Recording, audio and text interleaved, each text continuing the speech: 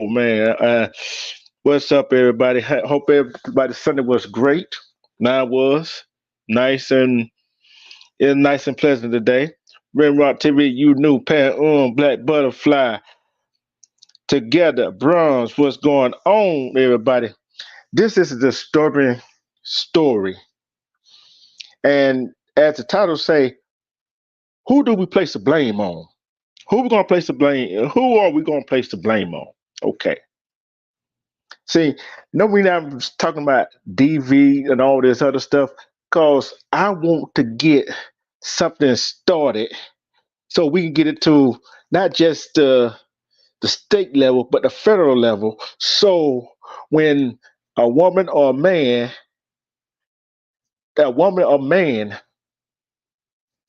put a TPO, the police would start doing something right then. Yes, it was a sad story, It was a sad story. But I'm gonna read this article right here. He has got sentenced, okay? A Detroit area man who pled guilty to unaliving his mother, his stepfather, and his child's mother while free on bond was sentenced Wednesday to 45 to 70 years in prison. Jonathan Welch, uh, Harper Woods pled guilty in July to charges stemming from the death of his mother, stepfather, and his son's mother, court records show. Welch already was in prison after being sentenced last summer to up to 30 years in prison for home invasion and torture in an attack against Frazier. He was free on bond in that case when the killing occurred. Frazier survived the first attack but was killed, unalived by Welch weeks later while he was out on bond. Welch was sentenced to serve 20 to 40 years for unaliving another woman, Natalie Morris, 24. The sentence handed down Welch will be served concurrently. I'm gonna tell you why that story is kind of disturbing to me. Okay, I'm gonna get to it. I'm gonna get to it. Hold on, I'm gonna get to it. I'm gonna get to it. Okay, this story begins. Frazier, the woman that he unalived, was had two kids by two kids by him, and he was so jealous. He checking her phone and all that stuff, and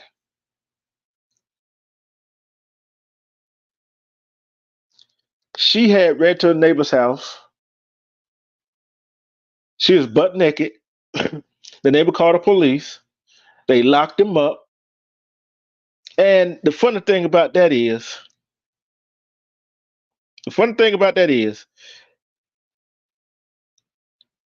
that the judge, the judge, the prosecutor want a high bond, but the judge, $100,000 bond, he was let out on. She had burns on her, had gasoline on her, and it had all the evidence. The judge had the whole report on that incident,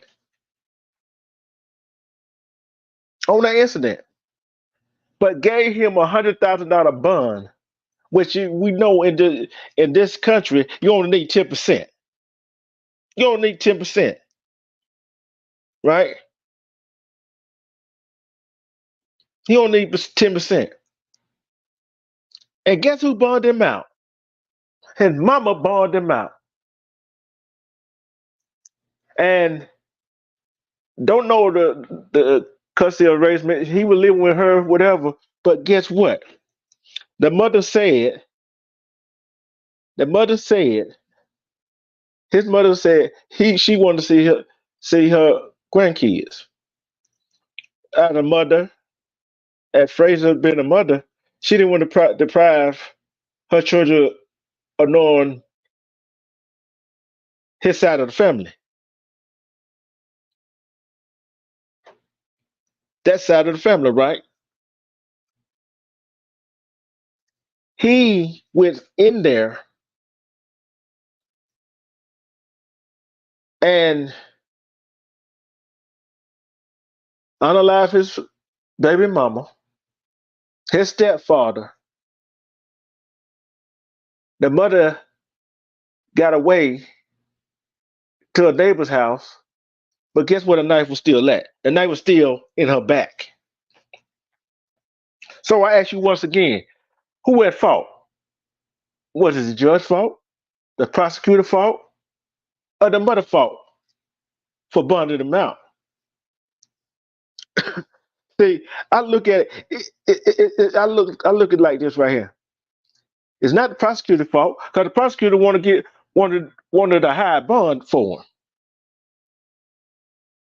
I'm gonna tell you who fault. I'm gonna tell you it falls on two people. I hate to speak ill will of the dead, but if the judge's fault for setting that low bond, and his mother knew how he was towards his girlfriend, her grandkids' father, her grandkids' mother, and she bonded him out. The judge and the mom is at fault at this. So we got to get together, people. See, this is what I want to do. I want us to get together and try to write some kind of plea or legislation, something that we can put into the law that if any kind of stalking, any kind of domestic violence, I don't care you man or woman, if that person is domestic violence against, and they put a restraining on it, they go try to take it back. Guess what? You can't take it back. The state got to take over. Federal government got to take over. And I look at it like this: it's a whole lot of people would be still alive if the justice would do something.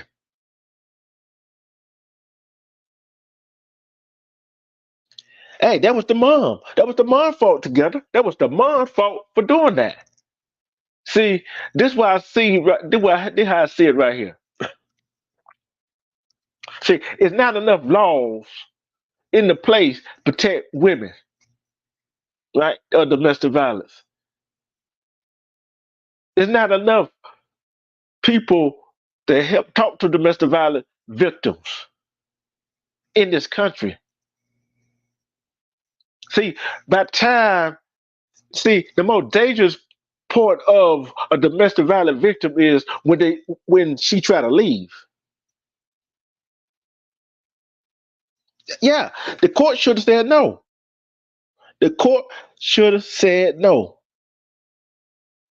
Yeah, he need life without parole. You knew he need life without parole. He got charged with 3 counts of murder, and he did this to another woman too. So this is what I'm trying to figure. What going through the mother's head?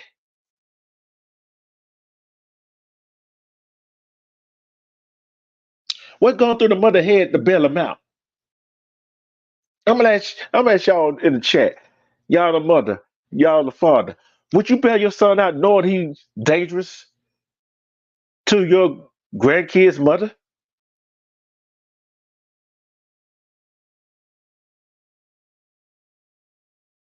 That was the judge's fault.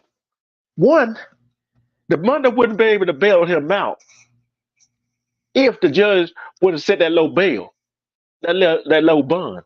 That's one thing. She knew how her son was. She knew how her son was. You try to tell me that you don't know how your child are, how your child is? Respect Armando. You don't. You try to tell me that when a person does that and you knows he did it before, and you got court record showing what he did to her before, and you set a low bond, and a week later she unalive. Then he unalive his stepfather. Then he unalive the person that his mother that he's supposed to love, that loved him, that brought him up, the one that bailed him out.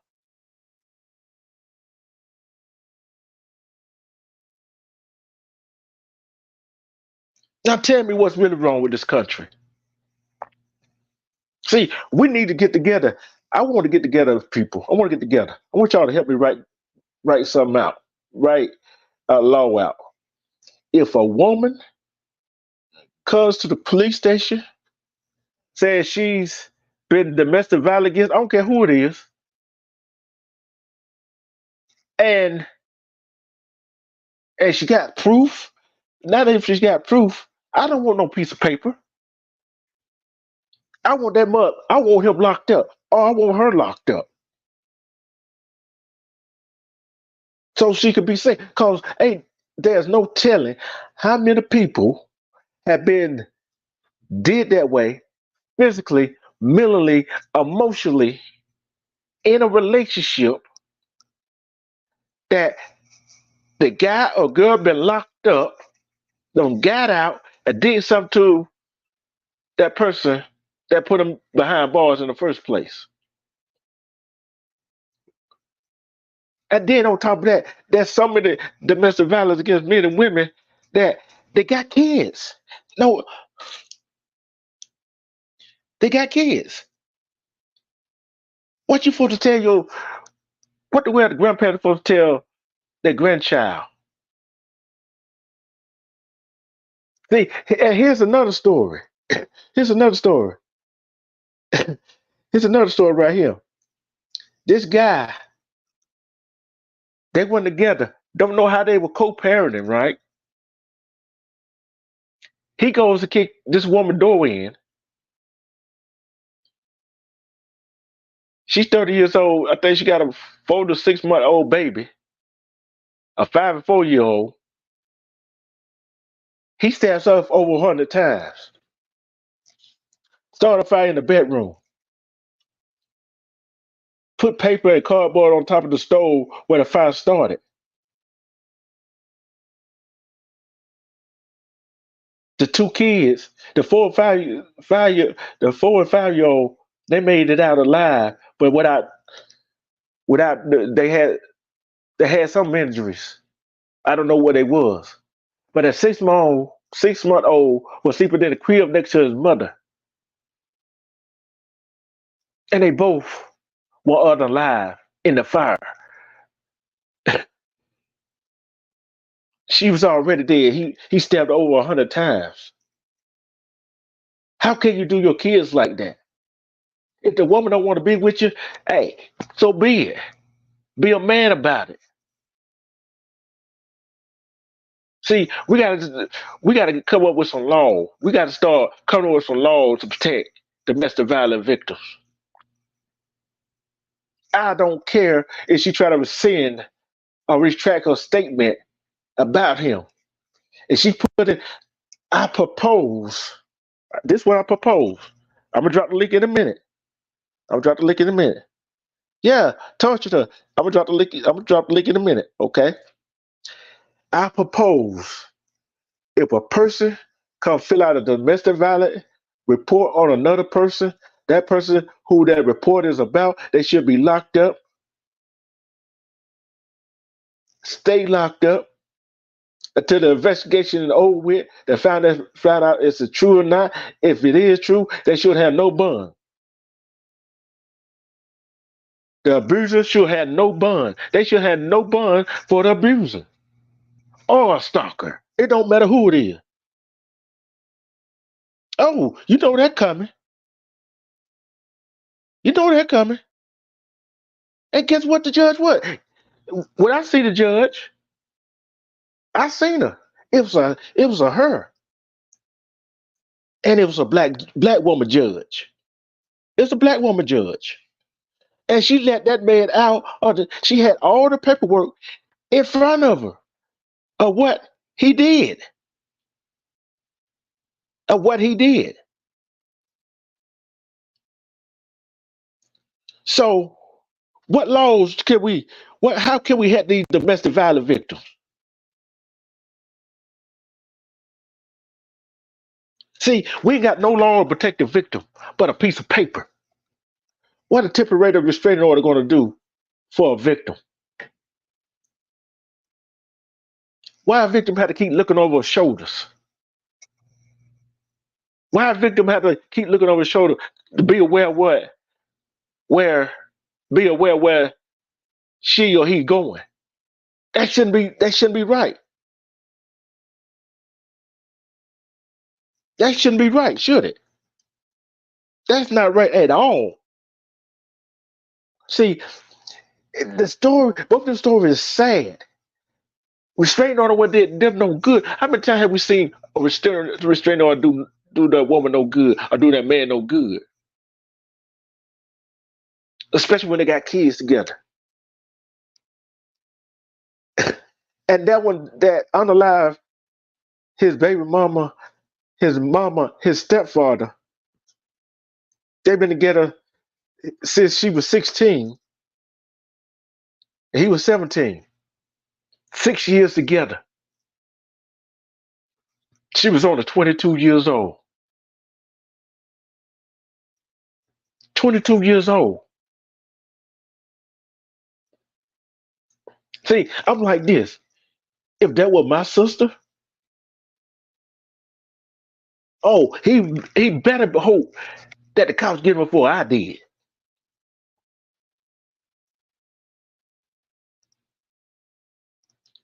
He better hope the cops got him before I did. See, the laws is not to protect domestic violence victims, are they? Do y'all? I'm gonna ask y'all this question. Ask y'all this question. Y'all can put a one in the chat or a two in the chat. One, put a one in the chat if they the laws that they got now it protected the domestic violence victim. Put a one in the chat you think they are. If you think these laws today is not protecting the domestic violence victim, put a two in the chat. Respect, Miss Chicago.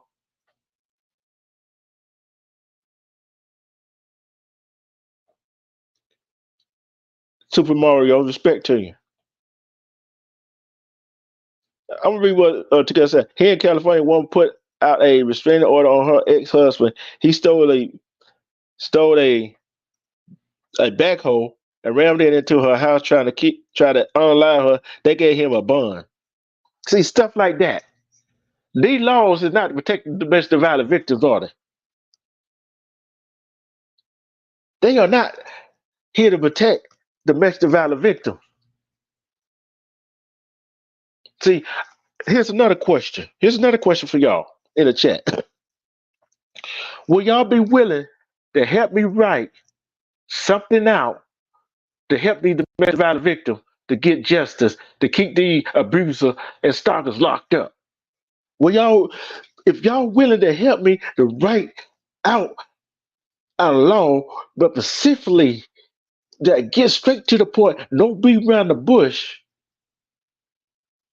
to help abuse victims of stalking and domestic violence, if you are willing to help me write something out to care to that we could care to the state in each and every state and try to get them on the book, get our representatives to look at it on state level, and then came to the federal level to get a law put in place for domestic violence victims. If you willing to help me, put a one in the chat. Put a one in the chat if you're willing to help me write that. Because I'm getting sick and tired of these people getting away with these stalking, these domestic the abusers getting out on bond, which they shouldn't have no bond, which domestic violence victims are scared to come forward because they're scared what their abuser is going to do to them.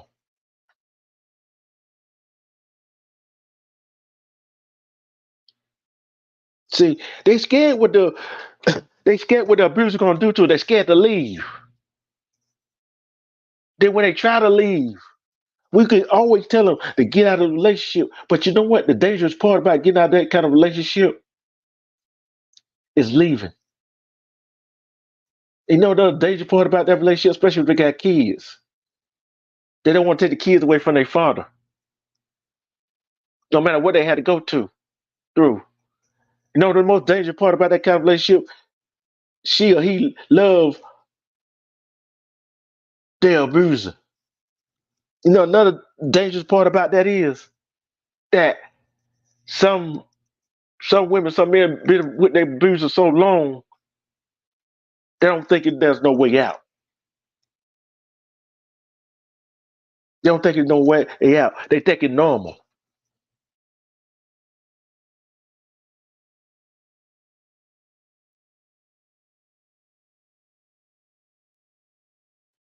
They don't together. That monitor on release is not gonna help.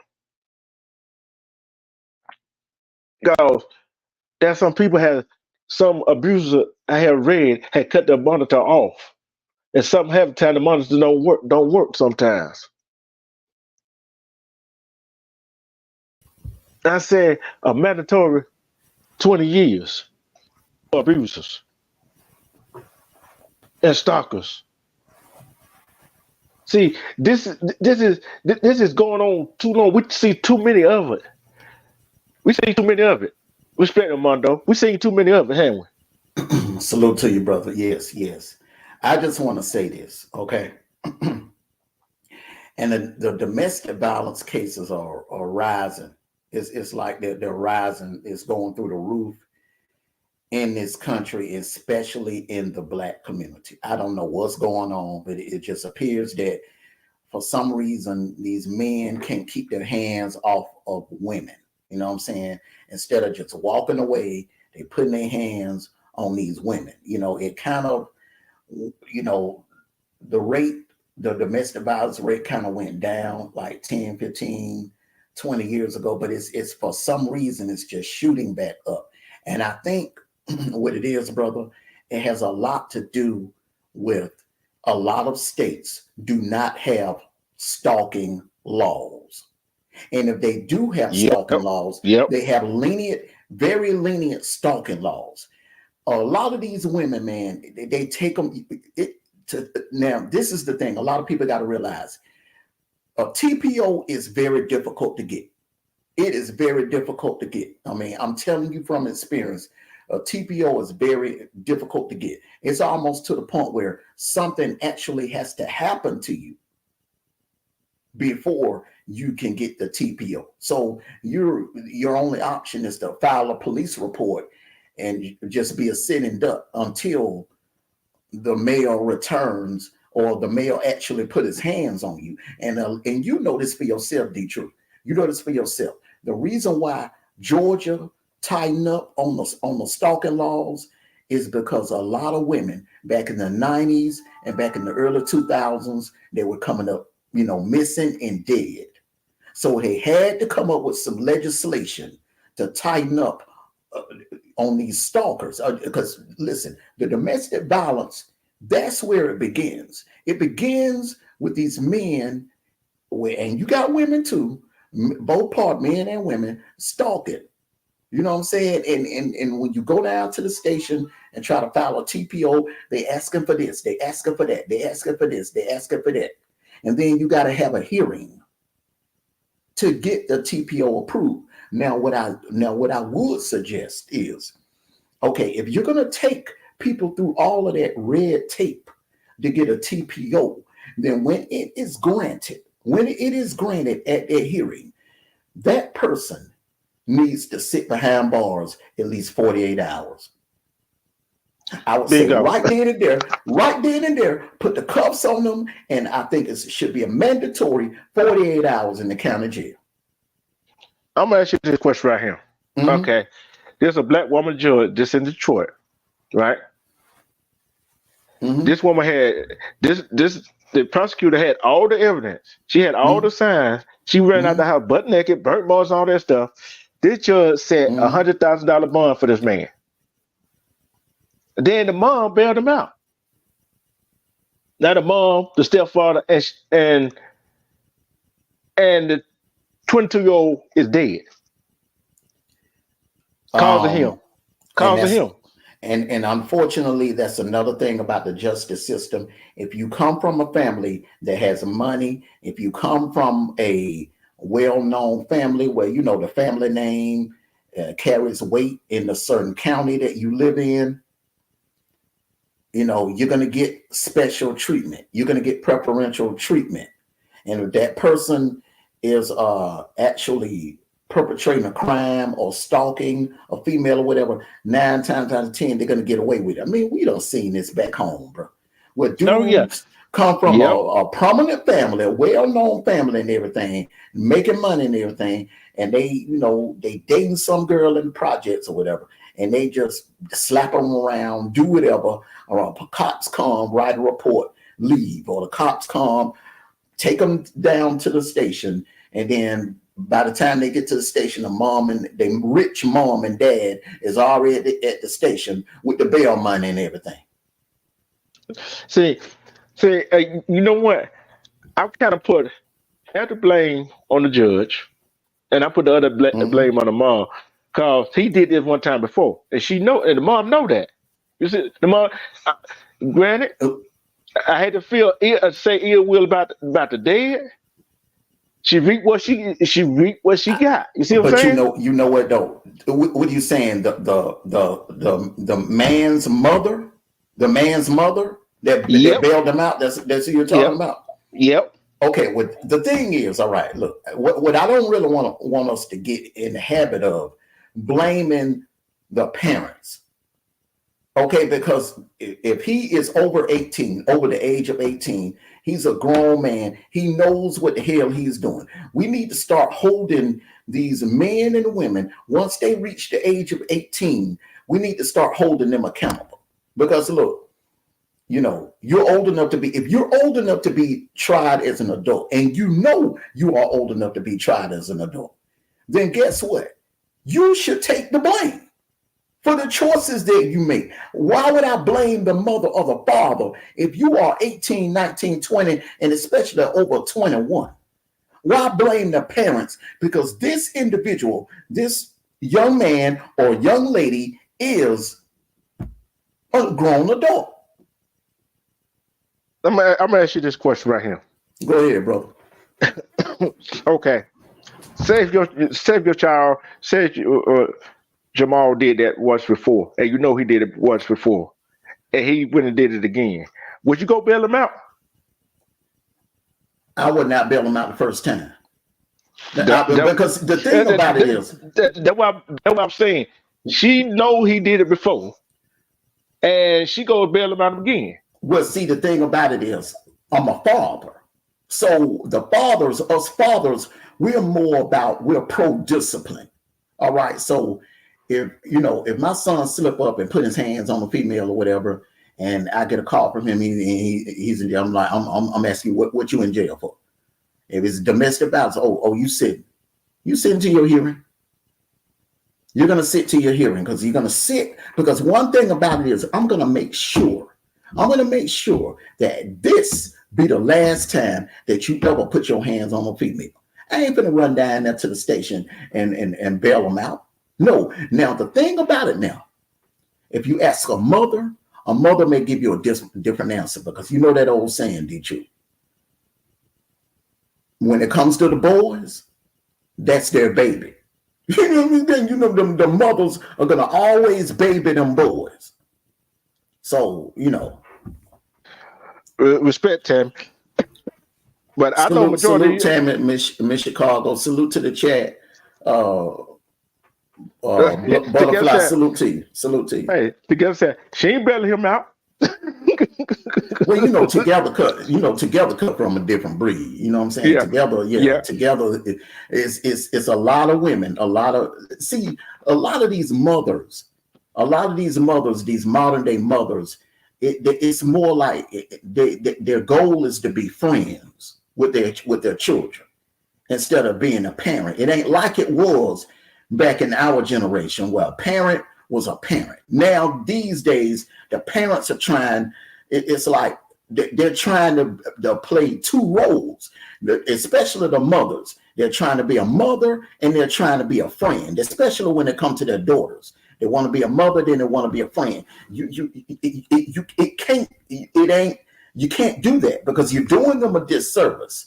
You got to let them know at all times who's the parent and who's the child. Because when you start being their friends, they're going to treat you like one of their friends, which means that respect level is not going to be the same as it was back when we were kids and we was like, okay, mom tell you to do something, you're going to do it. A father give you that look, okay, you know what time it is.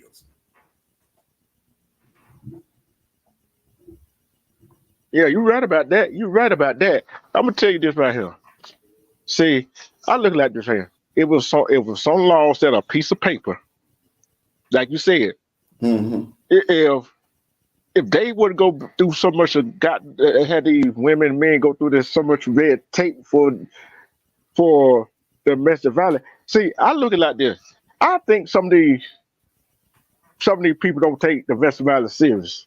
These police department do not take it serious. What it is, I'm telling you, the root of the problem, these police officers, and I told you, bro, I told you, bro, on the back end, these TPOs, they take you through hell to get a TPO. They take you through hell to get a TPO.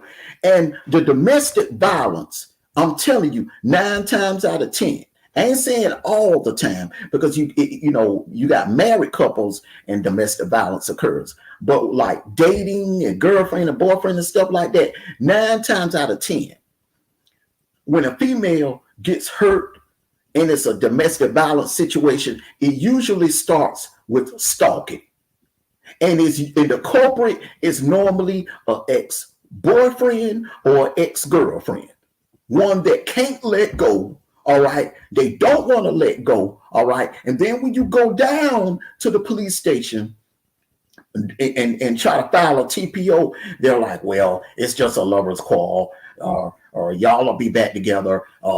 Because they're looking at it like, okay, y'all just broke up and hey, y'all will be back together. So why should we waste the court's time to set a hearing and grant you a TPO? You understand what I'm saying? They take you through hell for a TPO, man. And then what they tell you is, well, just file a police report now. Just file a police report. And if he comes around your house, or if he drives by your house, or if he calls you or whatever, you just let us know. But what if they come back and that's the night that they actually kick the door in on that young lady and end her life? That is the problem. These police stations in a lot of these states, especially in the South, they don't have strict stalking laws. Now, California has them, and I think New York has them, but these states down here in the South, these Bible Belt states, they need stricter stalking laws down here. That's why crime, that's why the most of the crime, the high crime cities in America are now down here in the South. Memphis.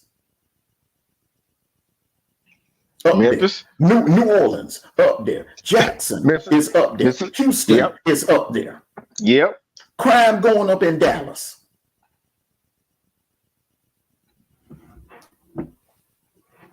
This you, Nate? Yeah, that's Nate. What's up, Nate? You see the game, Nate? Salute to you, brother. What's going on, y'all? How you want to ask that me? You see the pirate hat? Stop acting like you don't know. You go. That's a Shaw pirate hat, brother. What's going on, bro? Yeah. Not much. What you got to say about it, Nate? I know you've been really listening.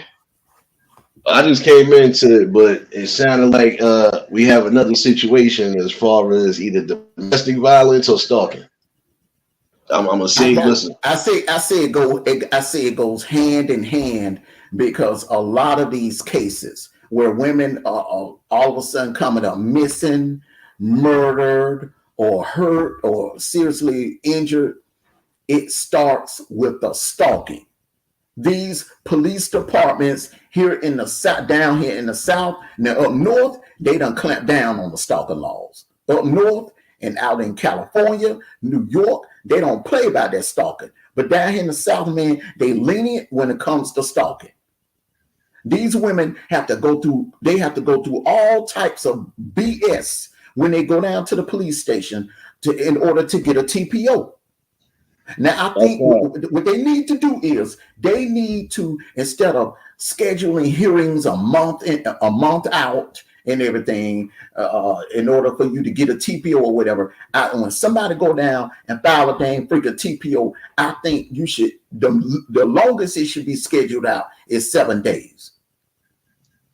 Because I'm saying, in order for a person to walk in the courthouse and file for a TPO or go down to the police station and file for a TPO, that means they are in fear of their life.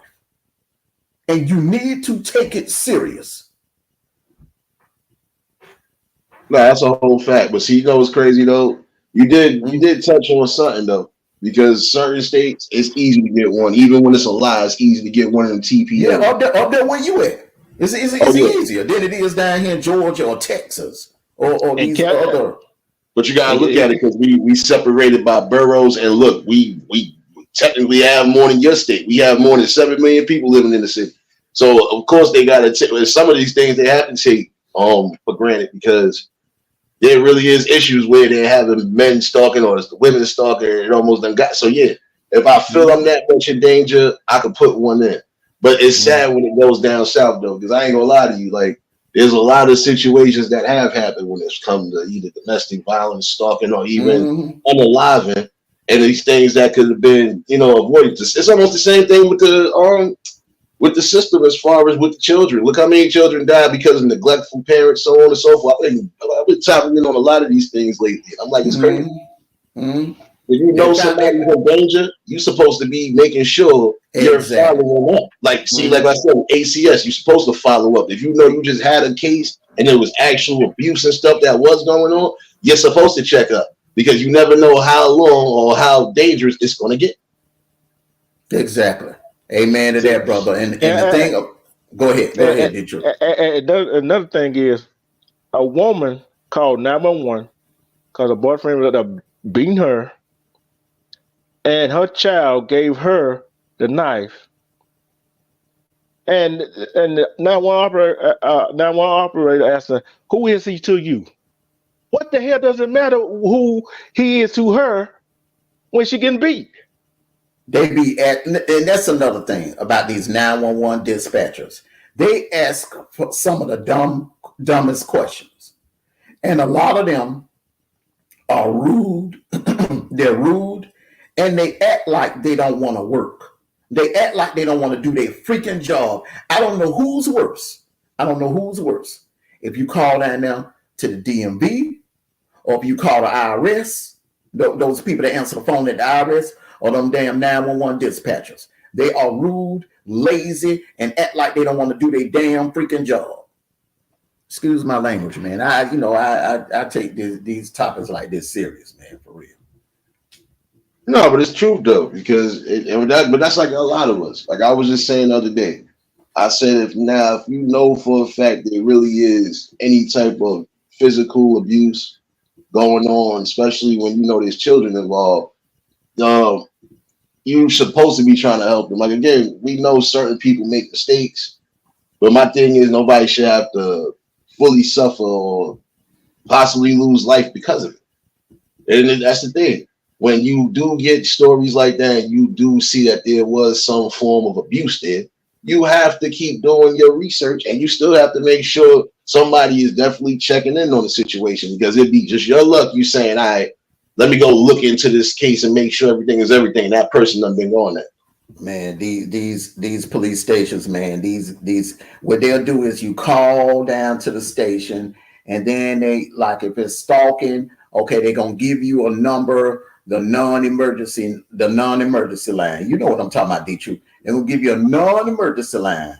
All right. Then when you call that line, bro, you're gonna be on hold for like at least a good, maybe a 15 to 30 minutes. All right. Then somebody's going to come to the phone. They're going to take your information, and then they're going to say, well, we'll have an officer to call you back in the next 2 hours. So you got to keep your phone by you. You got to keep your phone by you just to make sure you don't miss the call.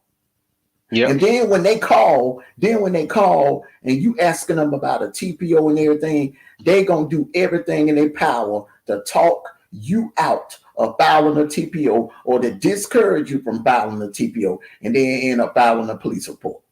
Yeah, I'm telling you, man. Because they won't do no work. And Miss Chicago said something that caught my eye. She said, "Can't she just be honest? We all grown, and I don't put blame on nobody that's experiencing DV, right? But in her life, she knew women that feel if a man not whipping on her, he doesn't love her, and that's unfortunate." Those type of women right there, and that goes back to what me and you talk about a lot, D-True. All right, broken women, and what I mean by broken women, women that have daddy issues. So they'll go looking for love in the wrong places, and they don't know what love is. They never got that fatherly love. So they go out there, get out here in the real world, searching for love, and they tend to choose their choices of men is usually terrible. All right. So if the first guy they fall in love with, or the first guy they date, is putting their hands on them or whatever, then it just becomes a pattern. Then a lot of those women that Miss Chicago is referring to, a lot of those women grew up in a home where the father was beating on the mother, and the mother didn't do anything about it. She just let it happen. She just took it for the sake of keeping the family together. Yep. So that young lady grew up thinking that it was okay to take an ass whipping from a nigga, and maybe it's okay. Well, this just how it is. This, a man don't really love you unless he putting his hands on you. And you got some mothers that drill that in their daughters' heads. These same mothers that was getting their butt whooped by their fathers or by the stepfathers or whatever, they put it in their head. They're like, well, as long as you don't do nothing to make him mad, or you don't do nothing to make him angry, you will be all right. You just make sure you just take care of him. You cook for him, and you make sure you take care of him. Don't do anything to make him angry. And when the woman go and talk to the mother or try to tell the mother what's going on, the mother say, "No, you need to stay with him. Do what you got to do to make him happy, and don't make him angry, or he won't put his hands on you." You know what's crazy about that too? It's not just the women that get psychologically messed up in it. If there's sons involved, the sons will think that that's something to do. Okay, I gotta prove I love my woman, so I gotta either chastise her, I gotta beat her up, or I gotta make her less than. But see, that's why this is where the problem is again. Like I said, when they're not doing the proper protocols as far as doing pop-ups, making sure the households are the way it's supposed to be. Sometimes you can already just look at. You can already see the signs on something. You can tell when somebody's being abused and when they're not. I don't care how much makeup they try to put on. I don't care how much they try to fake the funk. You'll always feel that as far as the intent. The body don't lie. You can always look and like, all right, somebody going through something. It's just the appearance. But it's sad that you have to go through that. I've always felt like this. No man should put his hands on a woman, and no woman should put her hands on a man either, because again, it goes both ways. The same way you got women getting abused and getting attacked, you got men that are getting attacked. And the man is like, oh, I don't want to put my hands on you. And I also don't want to call the cops on you, because then now you're thinking I'm a punk. So, that's what I'm saying. But again, the only way I feel y'all should be putting hands on each other is if it's in a complimenting way. Other than that, ain't no need to. It's not going nowhere. And then again, if there's children involved, who's essentially left holding the bag and taking all of that in? The kids. Tammy, you got lay off that stuff. You heard them misspelling words. She's talking about she a little buzz. She's talking about she a little buzz. You see that? Little buzz. No. Respect greatest mama. And Miss Chicago said is sometimes she think when men attack their women, she think they really want to attack their mothers. They have mothers issues. Or Well, that's one way of looking at it, Miss Chicago. But you also got to watch out for the mama boys. The mama boys that got spoiled when they was a kid, got everything handed to them. Mama agreed with them on everything and agreed with them on everything. Now, when they leave home and they go get with a woman in the real world, date a woman in the real world, they think they can have their way with their woman, and they think they expect that woman to be what their mothers were to them. You understand what I'm saying? So the mama boys, you got to watch them too. They can end up being abusive too. Mm-hmm. Yeah, respect, girl. T. What do you think Wait a about what minute. Tammy? I feel disrespected. Go ahead. Nate, I want you to expound on that. What do you think about what Tammy just said? Controlled by fear. Controlled by fear. Yeah. Now listen, there should be no type of control. The only thing you should really fear is what life brings you and your children. I feel like this, it should be a united front. But that's how some people think anyway. If I control the situation, if I put fear into that person and anybody else around it, I could basically manipulate all of that. So I could basically, even if I am doing the utmost to them, nobody's going to believe them because the way I got everything presented, you're not showing no signs. You know, it's like how you get some of them stories and they be like, well, we never knew that they had this going on and they was always looking like a good this, that, and the third. How would you know if you only seeing them and they only making appearances? But yeah, some of the people, they do that, controlled by fear. If I'm beating this girl up, she gonna have no choice but to respect me and stay with her. But then again, that messes them up too. Because what if a girl wasn't broken, prime example, but now she gets broken in the midst of that situation? Because some people don't want to walk away right away. But then again, that be the problem. When you know the first sign of abuse happens, you got to take a step back and think. And then from there, you got to move from it. If you feel that's not what you want and you feel it could happen again, then you stay away and you go live your life. Go find somebody else that's going to be able to compliment you, not put hands on you. That's going to make you feel worth it. Yep. Mm-hmm. And Raider's mama said, they're weak. There's a weak person that put hands on somebody else and try to control them. They are weak. It's usually a coward that would not buck up to a grown man like that. And it's also usually a narcissist.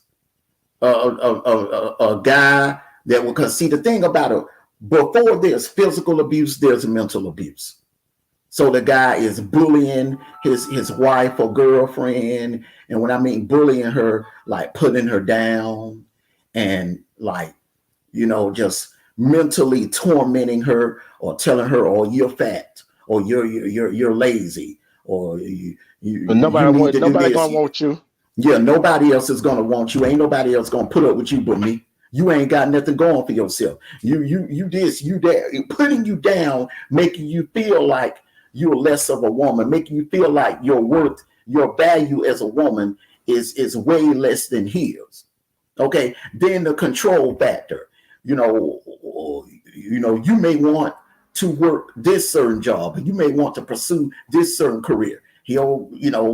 Oh, you don't need to do this. You don't need to do that. You don't need to do it's a control thing. It's a control thing. Respect last call. You just hit on something just then right there. Mm-hmm. You just hit on something that just then.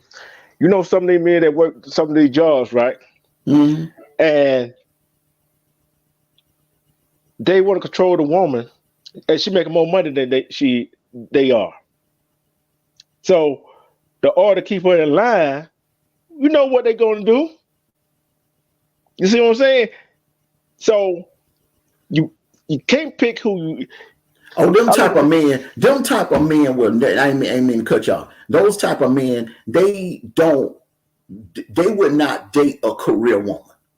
They would not date a career woman, a woman that's making like 6 figures or working in corporate America, something like that. They'll go find a female that's working, let's say, at Burger King, dropping fries or taking orders or working in the drive-thru. They'll go find a female that they feel that's like on a lower level than them.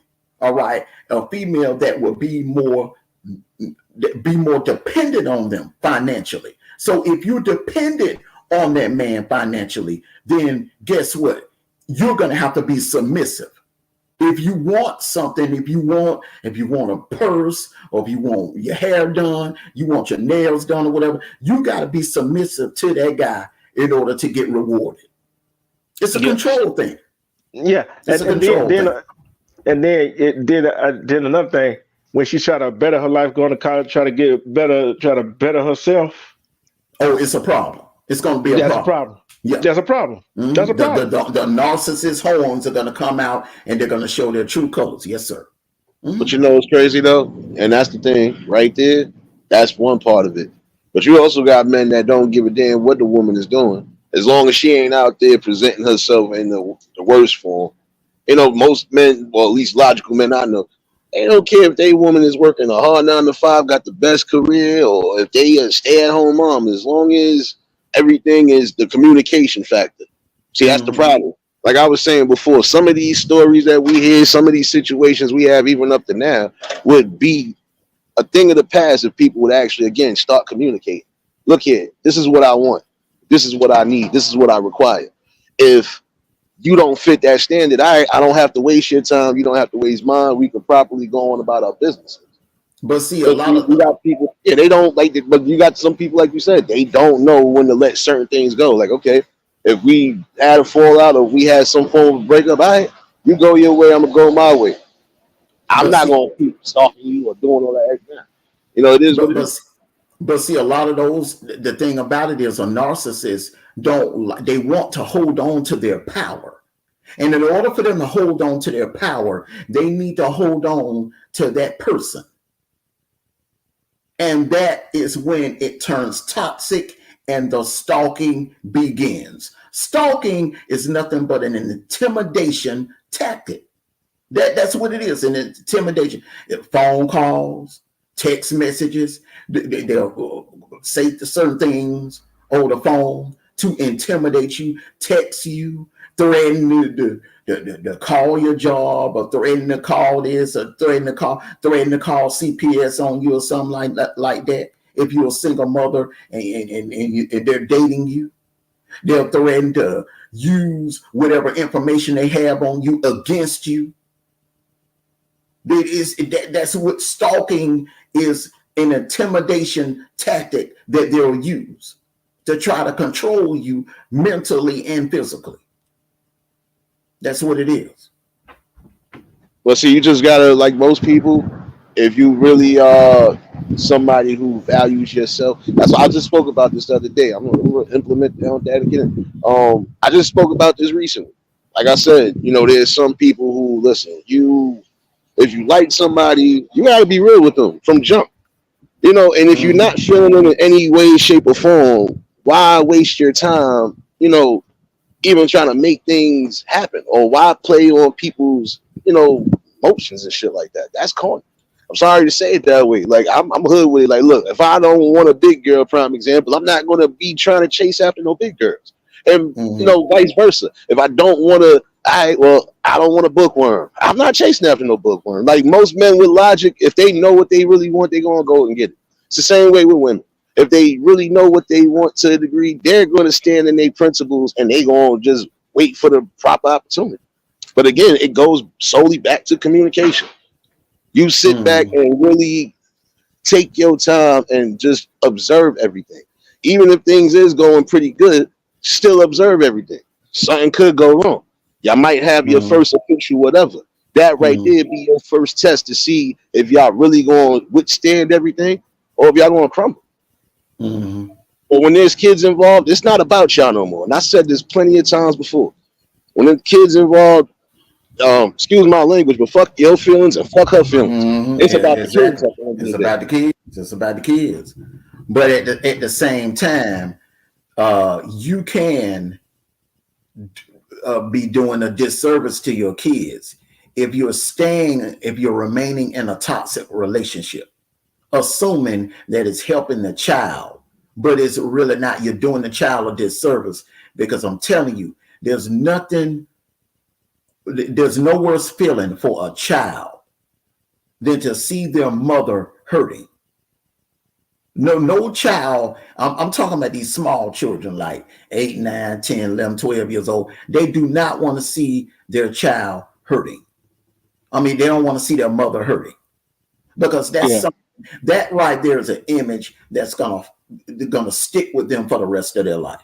Yeah, I would say it's even worse. Even before, I would say anything under the age of 18 shouldn't see that, because again, what if there's 4-year-olds, 5-year-olds in the midst of that? They can still. I'm telling you, these kids are impressionable, and they are looking up to you from the time you really are bonding with them and everything. As soon as they're in this world, so they're basically looking for you to teach them something.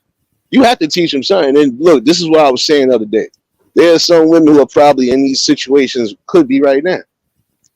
If you got the strength, the willpower, and you also got people that will actually help you try to get in order to get a way out of that situation, listen to that before it's too late. Because again, these people, if they honestly are taking their time to try to warn you or even try to help you, that means something. That means you should listen to reason.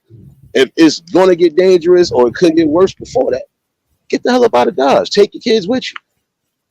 I would say the same thing with a man. I would say the same thing with men. You got some men who are dealing with situations right now. They baby mothers is drug addicts, wives is drug addicts, right?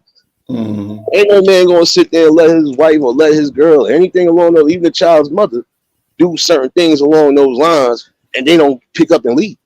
Nah, because you ain't gonna be doing this around my kids. What's wrong with you? That's when people have to really start manning up and picking up on both angles. Yep. I'm gonna read what Last Call said. Oh, highlighted. He said when he was dating many moons ago, that ain't Last Call. He ain't had to go there.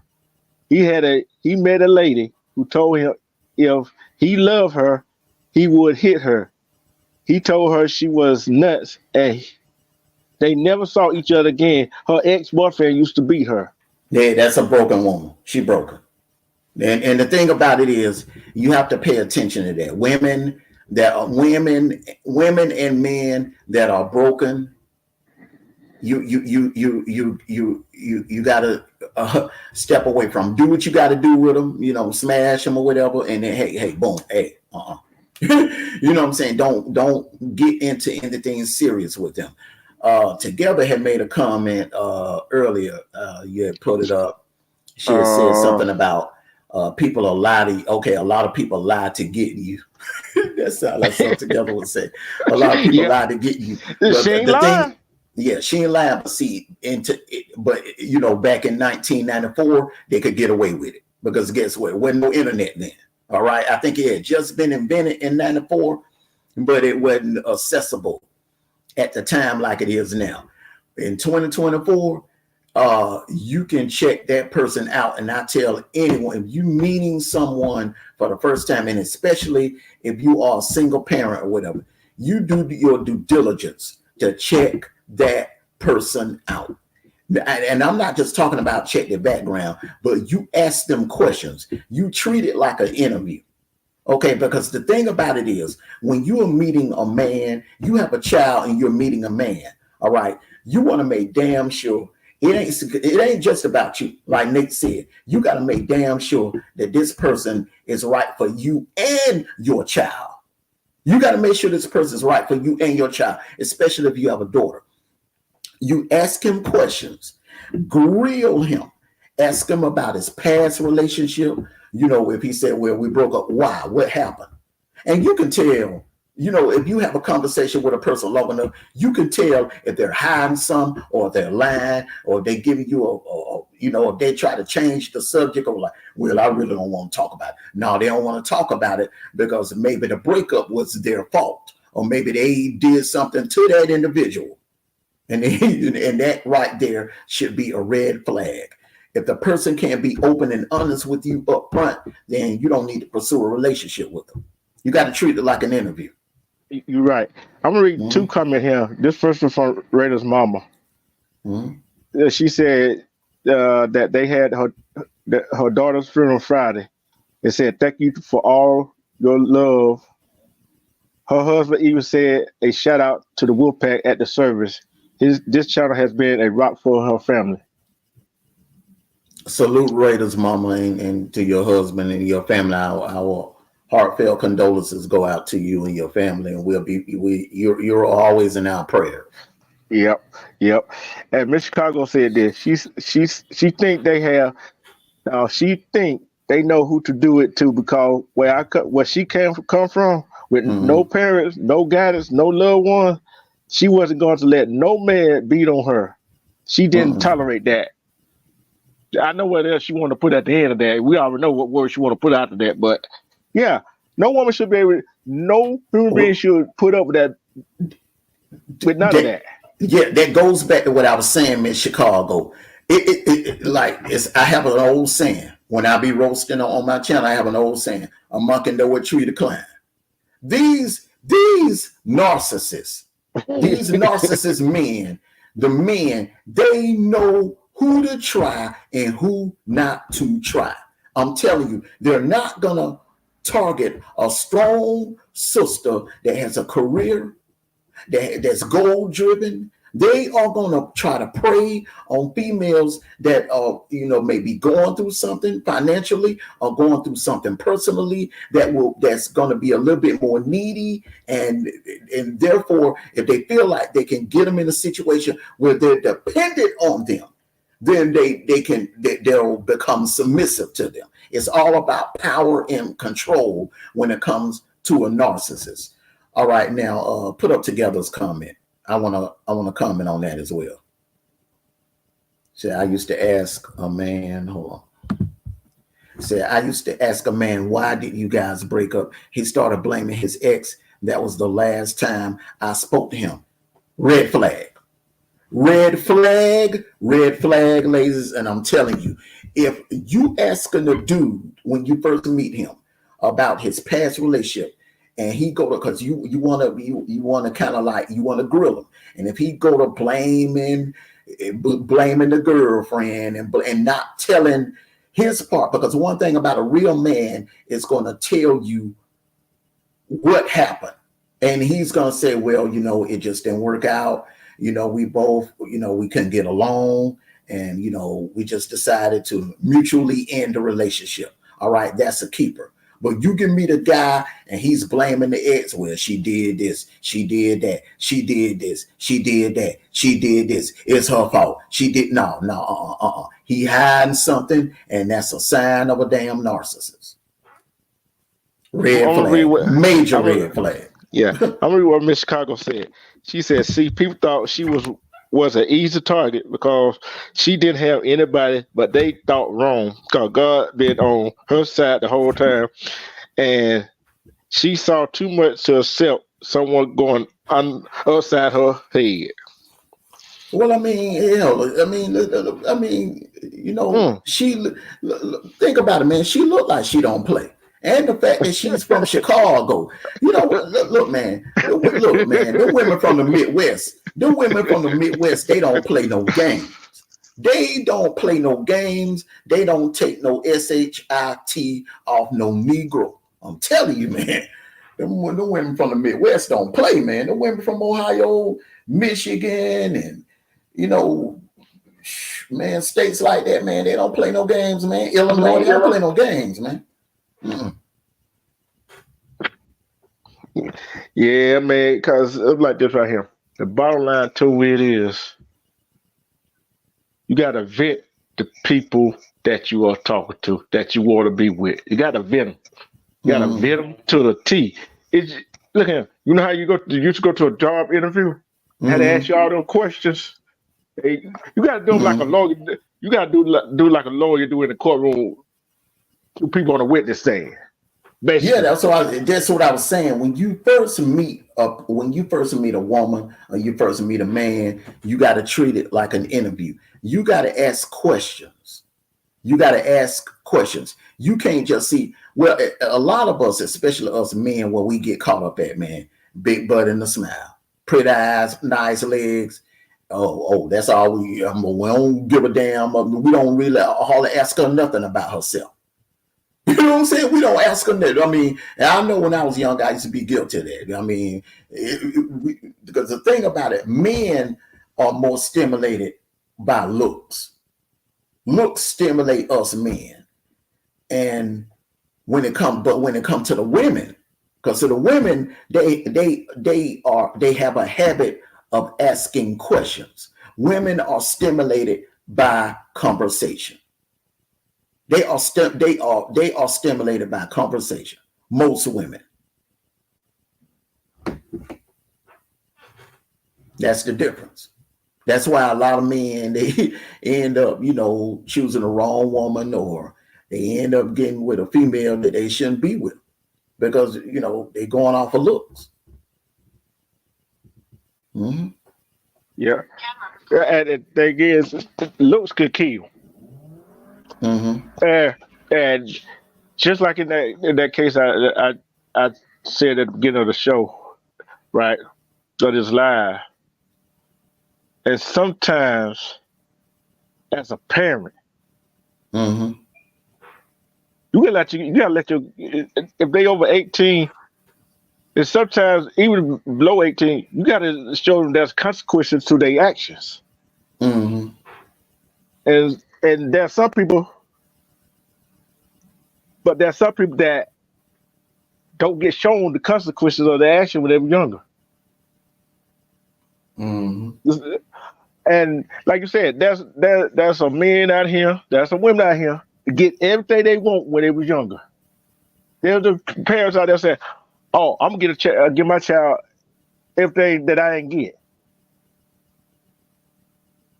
You heard that before, Hank? Mm-hmm. I'll So, be okay. honest with you though. Listen, I'll be honest with you on one thing though. It goes back to what I said a while back in one of my previous lives. And Armando, you just said the same shit. Again, gotta vet the person out. Again, hence where communication comes into fucking play. I don't care if you have the longest conversations, or if you have a conversation where it's not long, but it's long enough to where you know what the hell it is already. You got some people out there that's like that. They don't talk much, but it's not that they hiding anything. Probably just how the way they are. Like, just like you got people that don't like to be in big crowds and shit like that. It's respectable.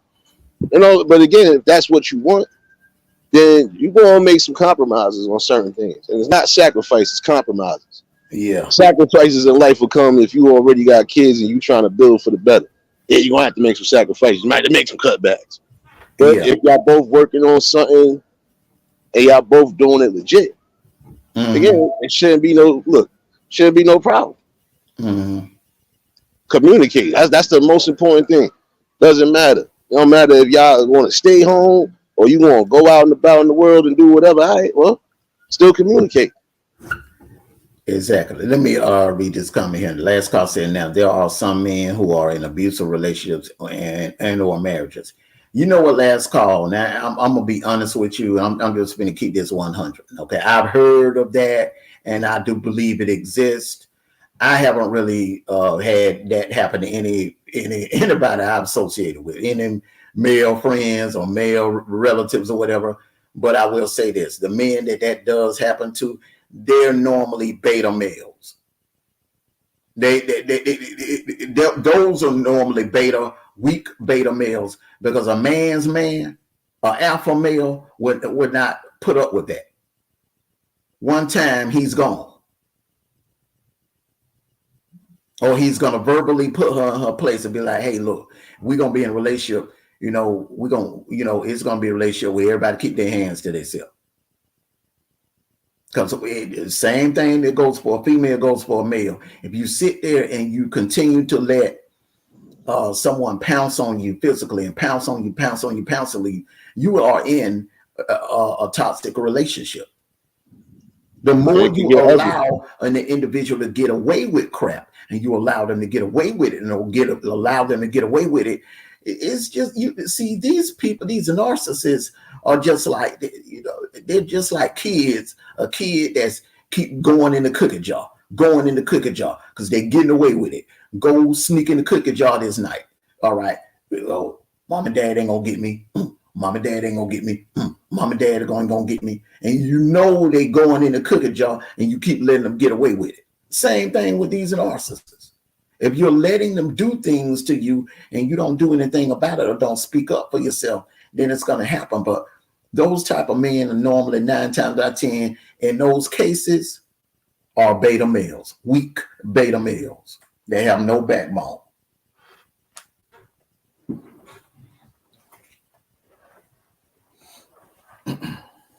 No, but that's the crazy part about it. Again, that shouldn't be a thing. Again, shouldn't be taught that we gotta put hands on each other just to prove that we either love each other or that we could build with one another. That's what I was saying before. Like, look here, man. It's no fair ones when it comes to it, because at the end of the day, we always end up taking a bulk of whatever. And that's the sad part about it. Again, we end up taking the bulk of everything. Like, prime example, you could get blamed for something right now, and you ain't necessarily had nothing to do with it. But again, it fall in lines of what I was saying before. If you take that time out, especially if you are dating, you take that time out and get to know a person. Know a person deep. There's nothing that should be able to stop whatever flow of free range you have going. And especially if y'all both building organically. That's the most important thing. Most people that try to manufacture some form of love and happiness, no. It gotta be organic. Like, even if you the complete opposites, there's something that drew y'all together. I've seen some opposites really stay together and build together. Again, it's things that will commonly bring you together. Last call said there was a couple of years ago, I think in Maryland, a dude killed his wife because she mentally at times physically and at times physically abused him. Once again, last call, it's a beta male, a weak, spineless beta male. And only a weak, spineless beta male will solve his issue with a woman by putting his hands on her, harming her, or ending her life. And that's I mean, that I'm just being totally honest. A strong man would not, number one, would not have allowed that to go on for that long. A strong man would have been like, hey, look, we need to work this out. We need to sit down and talk. Look, we're gonna be in a relationship. This relationship is, it's gonna be two people that's gonna keep their hands to themselves. It ain't gonna be none of this hidden or whatever, because you allow it, the relationship is gonna turn toxic. Go ahead. Even if it ain't a physical one, like I said, that part right there is true. If it's a verbal abuse that's going on, like I said, it's a two-way street. Because the same way you got men that are doing shit like that, you have women out there doing that same exact thing. Again, like you said, it is a control thing to a degree. But look here, there's no way I'm going to allow you to talk to me any old type of way, because my mother didn't even talk to me any old type of ways. And even when she was mad at me, she didn't get crazy with it. So you're not going to do that. No other woman has, for example, done that. Even if you've done that, usually at some point felt the wrath without me having to give the wrath. But that's how some people are going to operate them. Like, and that notion right there. Look here, if I'm not talking to you disrespectfully, if I'm being as respectful as possible, I expect the same thing. If not, I'm gone. And you'll feel that shit. You're going to feel it more than anything. Especially if you already had something good. So that's where most men, especially in that situation, y'all niggas got a man up. Like, look, all right. You think it's a game? Watch this. If you have to do so, do it. Because again, it shouldn't be no type of physical abuse, and I keep implementing that. I've been talking about that damn near the whole month. Like, on both levels. Men shouldn't be hitting the women, and the women definitely shouldn't be raising their hands to no man, Exactly. Everybody keep their hands to themselves. Miss Chicago says, I just saw too many women plus my mama get abused, and I knew that couldn't be me, and I couldn't have that for my daughters, and I didn't want my sons to become abusers. Absolutely. I wish more mothers could have that same way of thinking. Miss Chicago, salute to you, ma'am. Salute to you. Strong black women. Strong black woman. Love that. Salute to you. You know, that's what I'm saying. You know, I respect that too. I respect anything as far as look. If you know, I don't care, male or female, if you know what your worth is. That's why I was just saying this earlier. You gotta believe in yourself no matter what. You gotta definitely have some form of instillment in your life. You gotta find what brings you peace and joy. And you gotta also, in the same token, have the right type of people that know for a fact, look, they respect your decisions, they respect this, and they willing to work with it. You know, like prime example. Even if you do go for the high-powered woman, prime example, how they would say it, shouldn't matter, right? If y'all trying to build something organically, all right, it's not about what you both bring to the table. It's what you're bringing to the household if you're trying to create a household. So Exactly. And you're building together. You're building together. It shouldn't be a competition thing. And that's why a lot of men that making money, they're making good money. They don't want a woman that's making money on their level because they don't want to get into a competition thing. They would rather go find a female that's working in some fast food joint, dropping fries or flipping burgers. That because they feel like they can control that type of woman. And once you have control over that type of woman, that woman would be more submissive. Salute to you, brother. Salute to you, Tony. Happy Sunday to you, brother. Almost good morning. Almost 7 more minutes, bro. 7 more minutes. well, I'm gonna say it anyway. Happy Monday, damn it. It's 7 more minutes. It'll officially be Monday morning. Mm-hmm. Man, y'all got some good points out there, bro, about this domestic violence thing, man. It goes both ways. And if people will understand that you use your hands for love, use your hands for comfort. Say that, brother. Say that, brother. You know what I'm saying? and you keep people. First of all, we all know, yeah, there are some strong women out there, but us men are stronger than women. It hurts a lot harder when a man hits a woman. Mm-hmm. Now, with the proper training, a woman can whoop a man's ass. But again, you're right about that. Well, that's a small percentage, though. Yeah, but why will we continue to?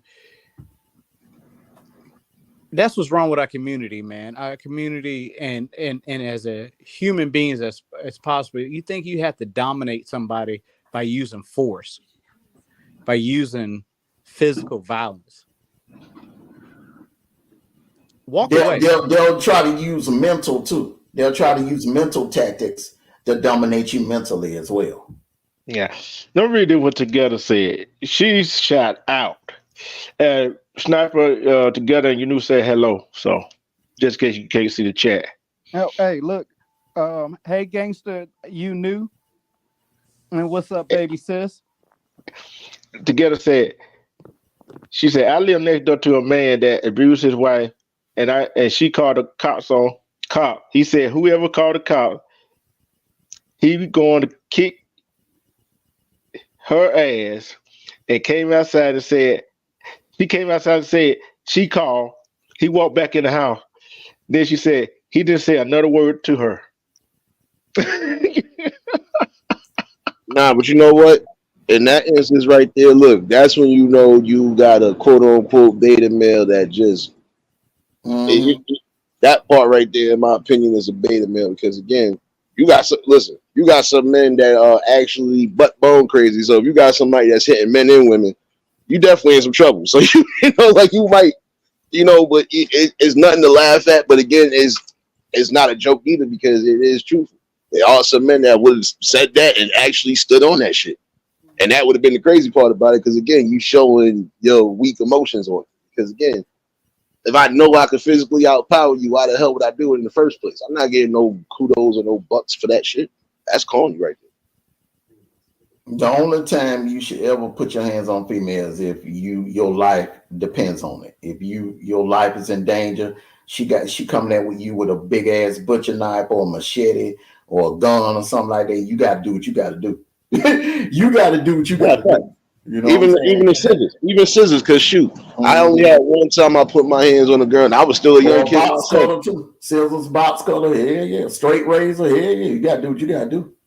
Yeah, and I was in class. That was throw me off because that was the first and probably the last time I ever hit a female. And I felt bad about it, but I was like, damn, I had to defend myself and really almost knock your ass out because you try to come at me with scissors. For what reason, I don't know. But again, I think it was something wrong with her, and they just put her in the regular ed class anyway. Either which way, it didn't matter. I personally wasn't going for it. I won't go for any attack from anybody, mostly.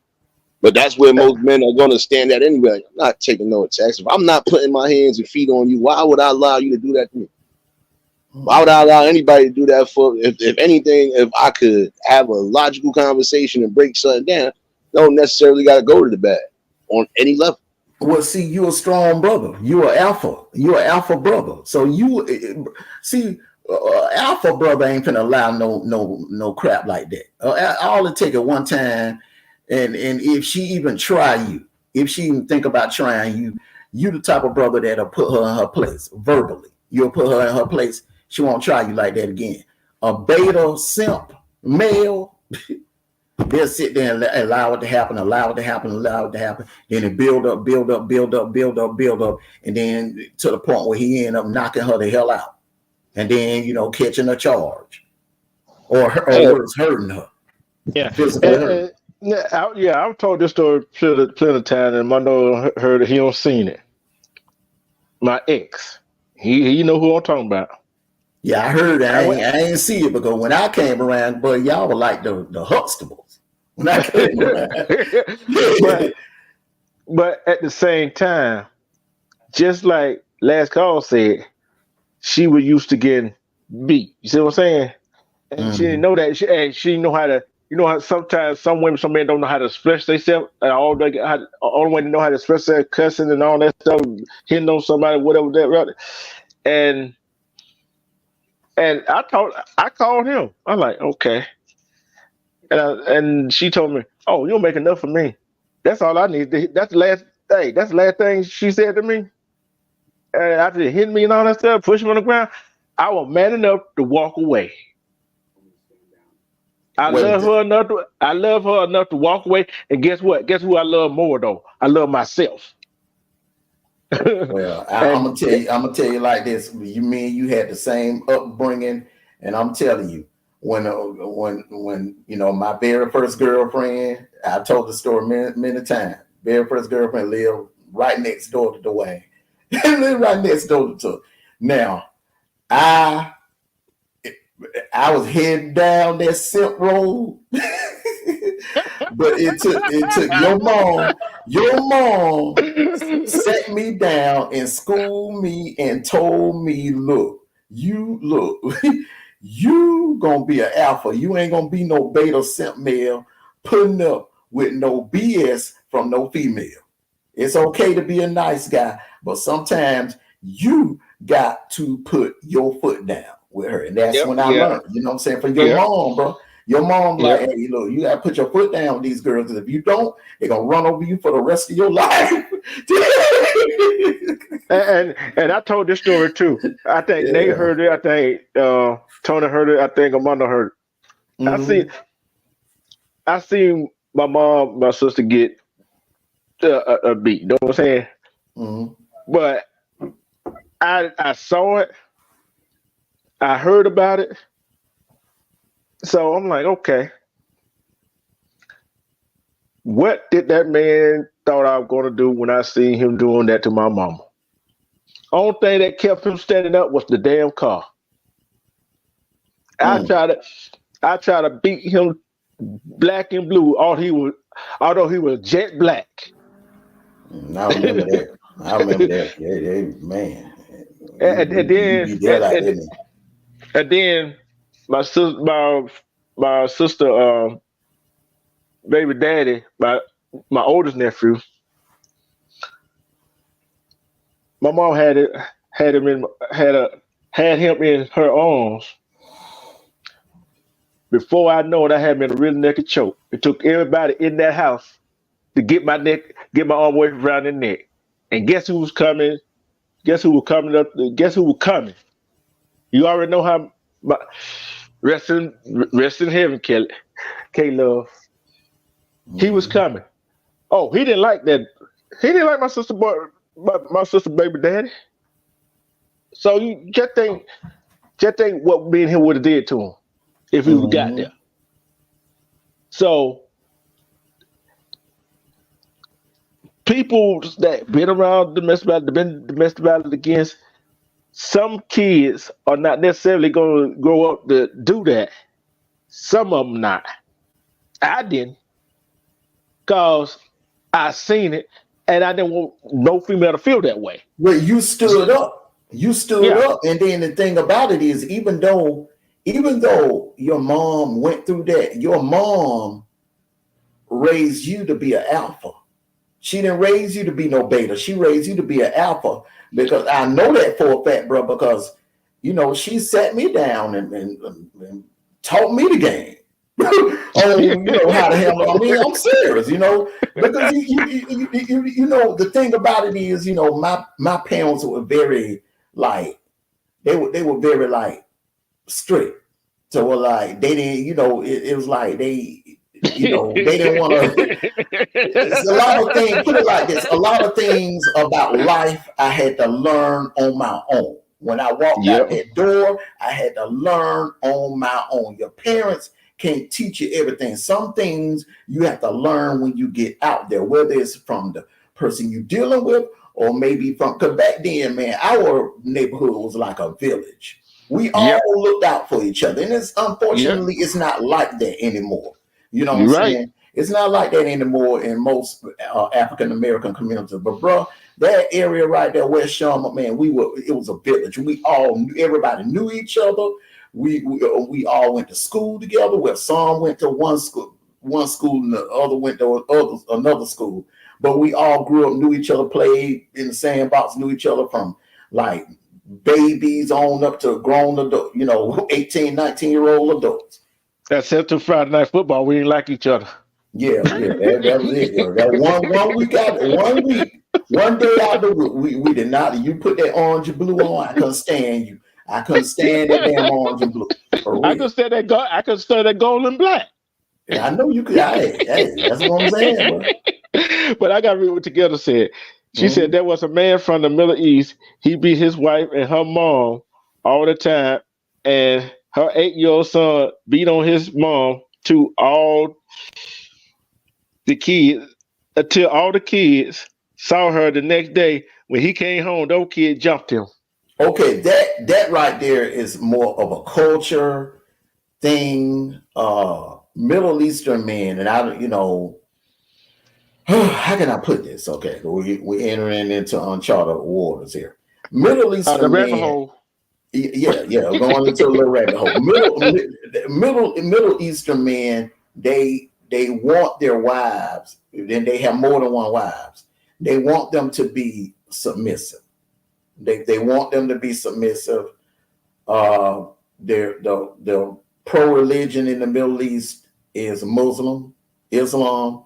So, I guess they could take on as, as long as they can provide for them and take care of them or whatever, they can take on more than one wife, but they want them submissive. They have to be submissive. See, our only problem some of them men have is some of the girls, some of the girls, and some of the wives get so westernized, as they want to call us, right? Yeah, it's hard for them to do that. Well, when they bring them over here, what they do is they isolate them. They isolate them from they isolate them from everyone else. They'll come over here. They open up a gas station or a store or whatever. All right. 9 times out of 10, they will be living in these places. They'll have like a spot in the back of the gas station, wherever where they'll live there, or they'll all live in the house together. They go out to eat together. They go shopping together. They don't separate. They all stay together, and they, you know, and that's how they make sure that their women don't become westernized. They don't allow them to hang out with American women, especially the black women. The Arabian men, they will do everything in their power to make sure that their women don't Wait, hold become up, Armando. You know what's funny? You know what's funny though? It's kind of different out here in the city though. I ain't gonna hold you, cause some of them Arabic men and some of them, they trust me. They be going after the sisters and they be damn near marrying the sisters. Yeah, they do that down here in the South. They be like, when the black women come up in there, man, the booty shorts and stuff like that in the gas stations, they be flirting with them and trying to smash. Some of them they do smash, but the women, bro, they isolate them. Like they keep them behind the cash register, behind that glass. They don't let them be out in the aisles mingling with the customers and stuff like that. They just, now, they be checking brothers out. Don't get it twisted now. They be checking brothers out. Hey, Mondo, you finna laugh at this. Mm-hmm. Read this. Oh, well, hey, man, hey. I'm not surprised at all. I'm not surprised at all, man. That's crazy. Yeah, but we know you crazy as hell. We already know that. She said, "Hey, no man, no matter what nationality they are, is gonna put their hands on her." Yeah, you knew. Got that. She got that gangster in her. You ain't gonna play around. Hold it down. She don't play. She look like she don't play. She look and sound like she don't play for real. And together too. Together crazy. She crazy. Together crazy just like me. She crazy just like me. She crazy just like me. Them Taurus women don't play. Yeah. Listen. Go ahead, Tony. Listen, I'm gonna tell you something real quick. I know we don't listen to R. Kelly no more, but he sung that song "When a Woman's Fed Up." You keep putting your hands on a woman if you want to go to sleep, and that be your eternal sleep. Mm-hmm. Because they like the burning bed. Yeah, that movie with Farrah Fawcett. Be like the burning bed. Right. You'd be like that movie Misery. Hey, the girl said, "Ain't no man gonna hit her. She will pick up something or cook something nice and hot." Yeah, hey, listen, like Medea said, put that grits on you. Mm-hmm. That grit ball. Not the Al Green treatment. Not the Al Green. Come on, now. You can't do not grits. Like, come on, now. You know what this one chick, man. This one chick, man. I will never forget it, man. This dude had did something, man, and he was asleep on the damn couch, man. This girl had just got through frying some fish. She cut that goddamn stove off, bro, took the goddamn frying pan, and she was finna drop that fish grease on his ass. Hey, look, I ain't gonna lie to you. Hold on, Tony. God, dog together. She want to make sure that hot stuff stick on him. That girl said hot Cairo syrup. That damn carrot, bro, man. You know what that Cairo syrup and sugar will do? And you put that in them grits, and it hit your skin, bro. That man, your skin will fall right off the bone, bro. It will fall right off the bone. It's like cooking goddamn turkey wings in a crock pot for 12 hours, bro. You know how the skin that the meat just fall off the bone, it'll be just like that, bro. For real. You know, it's crazy. We got a crazy sister. We got a crazy sister. You didn't report her most. What'd you say? I said we got a crazy sister. Yeah, together crazy. Hey, listen, hey, and see, that's one of the girls you don't mess with. Mm-hmm. Hey, she on that fuck around and find out syndrome. Them women, look, man, them women with them hazel eyes, man. Look, man, they be on one. I'm for real, them women with them hazel eyes. Them women with them hazel eyes don't play, bro. I'm for real, man. They ain't never lie. They'll F you up, bro. They will F you up. Yeah, But see, this is the thing, though. But this is the thing, though. Like I was saying, you shouldn't even have to go to that level. Again, if you don't want certain things, no. I'm saying in general, if you don't want certain things, don't wish it to existence. Because again, you never know, and that's what I'm saying. You don't want any type of backlash. Like that's the thing, though. With it, they fuck themselves up, and I'm gonna say those people that end up becoming them victims from too much. Hey, you getting what you just deserve. Like shit, you put out that energy, you try to control the situation. Now, nigga, take that. Sorry to say it that way. I mean, there are some situations where it can get critical, but again, you got to know who you're dealing with. You want to make sure you're dealing with somebody that's not a complete 730. I'm sorry to say it that way. You got to make sure they're not butt bone crazy neither, because that's another way. You mean 5150? They got them 5150. They gone. They crazy as hell. They are gone, bro. I mean, hey, it's 5150, bro. That's a nut. Yeah, and that's what you don't want, really, because again, there's some people who put themselves in those situations. You get with somebody off the lust factor and not the trust factor. I keep saying that in a few of my live streams. Y'all keep going off the lust and not worried about the trust, and that's exactly how some of y'all putting yourselves in that little predicament now. Like, again, and it goes on all levels, even down to procreating with somebody. I'm sorry.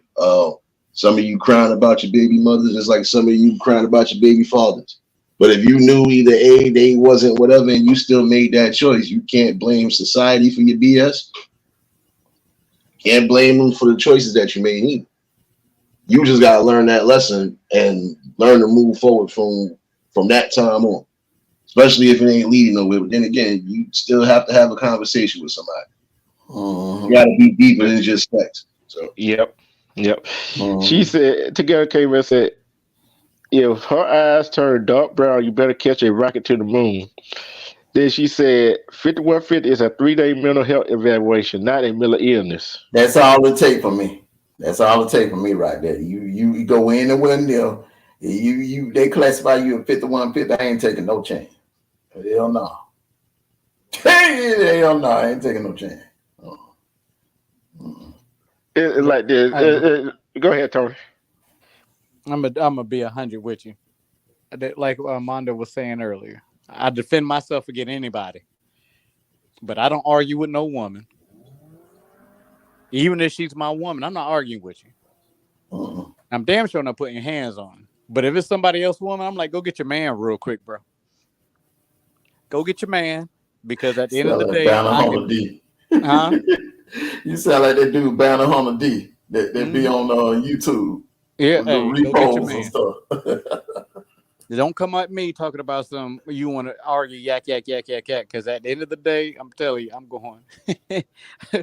All right. First of all, again, I like to keep my cool. But if your man not around, you know what I'm going to ask him. What's his address? So we're going to have to talk with him.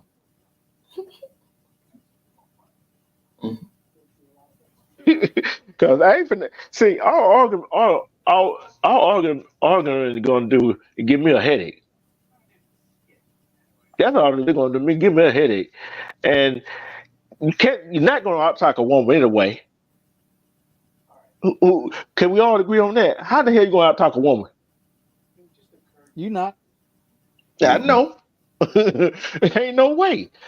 And there's no way to reason with them or nothing.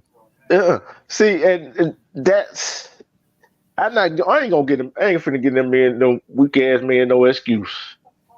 Ain't no excuse for being a woman. If she don't want to be with you, don't stalk them.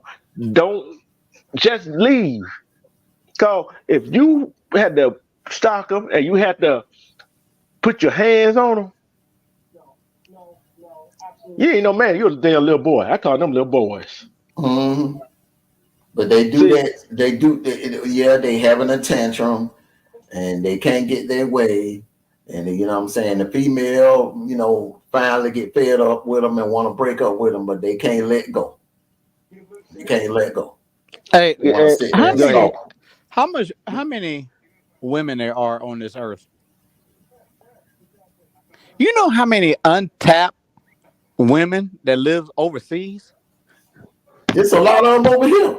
Right here in Georgia, they ain't getting tapped. But you want to argue over one damn woman. One woman. Let me tell you something. You don't want to be Go with ahead, me. You don't want to be with me. Damn it! Guess what? On to the next one. Mhm. Yeah. That's always the mentality I had. I be like, man, Yeah. female don't want to be. You don't want to be with me. Hey, look, I ain't got a problem finding me another. There's not a problem. Nope. The only problem I have if I choose to have one or not.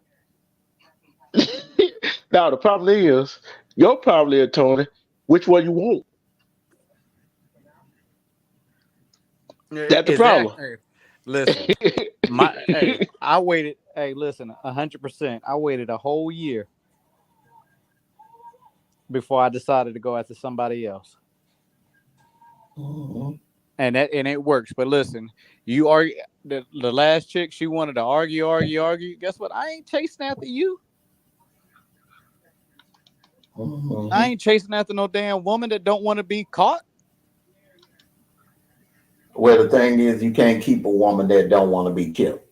If a woman don't want to be with you and she's throwing all the signs out there, and then especially if she tell you she don't want to be with you, man, let her go. Let her go and find you another woman. It's too many out here. Too many beautiful, bad sisters, single sisters out here. Yeah. And thing is, this goes out to the men and women. It goes out to the men and women. If the shoe fits, wear it. If you got to go check your significant other phone, see if they talking to anybody else, you need to go be by yourself. Yeah, there ain't no trust in a relationship. There you got go. to stoop to the point where you checking phones, checking each other's phones, and checking each other's Email. social media accounts, stuff like that. There's no trust in it. And then with no trust, that relationship is doomed for failure. Yeah, especially if the woman look, and the thing is, from the story I told you, she was doing everything in her power to show that man, that coward, that she wasn't doing that how much she loved her. And the thing is, they would get her since high school. You see what I'm saying? So that, and if 6 years, now if a woman and a man are together for 6 years and she ain't went and did nothing else after that. See, I look at that. If a man think a woman is doing something that she's not doing, guess what? That means you doing it. That means he doing it, or vice versa. Because I could be wrong. I could be wrong. Correct me if I'm wrong about that. Listen, that goes both ways. There's some women who mess themselves up out of a good relationship, even a possible marriage, because of prior insecurities. They might think, like I said, if a person cheat on me, do I think every person going to cheat on me? No. If a girl cheat on me, do I think every girl going to do the same thing? No. I don't do that. So, like, you got to look at it from that standpoint. And the same way with the women, like, you ain't going to think a dude going to fucking just not. If you've had a prior relationship that was bad, like I said, you don't put your past into your present and fuck up your future. Mm-hmm. Especially if you do got a good catch, and you gotta look at it too. It's almost like a competition when it comes to the whole dating aspect, even going into building and even into marriage. There's competition because again, you're going to have some people that want exactly what they want. And if that could be you. You might have everything that person wants and need, and if they trying to get to know you, guess what? They're going to find all ways to get to know you. even if you could be dealing with somebody already. You got to be on guard with a lot of shit. It is a competition thing. Don't put yourself in that situation. That's all to it. Learn how to use your feet and walk away. Get in your car and go drive. Mhm. Take some See, time for yourself. Look, take some time for yourself and just and live your life. I mean, you talking about which one? Like if you get into an argument or the stalkers. The stalkers. Man, Live your life. Live your life. the stalkers need to get a life. Like I said, those are usually narcissists, and they have that "how dare you" mentality. How dare you reject me mentality? So they continue, they start stalking the individual because it's like a control factor. It's like a control factor. They feel like they have to be in control, so they stalking you. They following you on social media. They coming riding by your house and showing up at whatever grocery store you go to, or showing up at whatever club you go to, or show up whatever gym that you have membership at. Yeah. Mm-hmm. You know what was crazy? I seen a video where things could have got left. This young girl was not trying to, and even it starts off even that way too. If it's young and is on that level, that's a serious red flag and a problem. Because again, you might have some young ones who are out there dating, right? This situation could have got worse. That girl was not trying to even hear the officer at all. Like she just completely ignored her. Like completely silent. She kept trying to get in the house, like I had spoke about this a while back. Now again, that could have went crazy because now what if that person ain't had that time and we would just roughed them up? Like I said, and that child is shoot. I give and take no older than 14. But even still, that could have been worse because guess what? Now you overriding my authority and I'm trying to get you from out of this situation right here. Okay. Well, since you didn't want to answer, I'm going to have to take you in, and either your parents or somebody will have to come pick you up. Do you really want to go through all of that? Like, and even that right there could have been dangerous. The mother could have probably just said, you know what, I don't care if the cop is here. Now I'm about to show you why you keep messing with mines, and it's going to be a problem. They had broken up. So my thing was, if you had already broken up and it had probably been over a month, why go through all that hassle? You trying to show up at his house? Like that right there was a problem. Because think about it. He was kind of smart in that position right there because not so much as just telling your mother or your father both what's going on, but not putting himself in that situation where he could have been the victim of that. Like, so you going to catch a charge and you ain't even with this person no more? Nah, it's not worth it. And some of these people will really go to the deep ends for that. That's why I said you got to be careful of who you bet. Right? Yeah, and there's some women and some men too. It feels too ashamed to tell somebody what's going on in their relationship because they feel like they're gonna be, how should I say it, shamed. So sometimes you got to tell somebody. Where the women don't do it because they don't want to hear no "I told you so's" or whatever, and they don't want to be judged. And the men do it because they don't want to look weak. Listen, You know what I'm saying? I've been hit multiple times, and I have never ever returned the fire. Should I have? Yeah, I should have. But at the end of the day, I think about myself as a black man. Because it always going to turn around. You can try to do whatever you can. It all depends on what law enforcement show up. Oh, you hit her. You going to jail. Yeah, you're right. And Tony, Monroe, and Nate, I think we all know back in the day, if argument at the house, that the police shows up, and it don't matter if she had marker on her or not, they taking the man to jail. That was a big fact. But see, look what it is nowadays. There's certain spots. Guess what? It don't matter who did what. You're both going to jail. Why catch that damn charge? The cab kind of like that. Cab kind of like that. Yeah, that's what I'm saying. Why catch why go through all of that? And then again, if there's kids involved, look who the hell takes the short end of the stick. Trust me, I've been touching on shit like this. D-Troop, I know you be shadow hugging sometimes. It's all right though, son. It's all right though. But Armando, I'm gonna say the same thing to you too. I know you be shadow hugging over here sometimes. It's all right though. It's all right. No, you don't like my pirate hat no more. It's all right.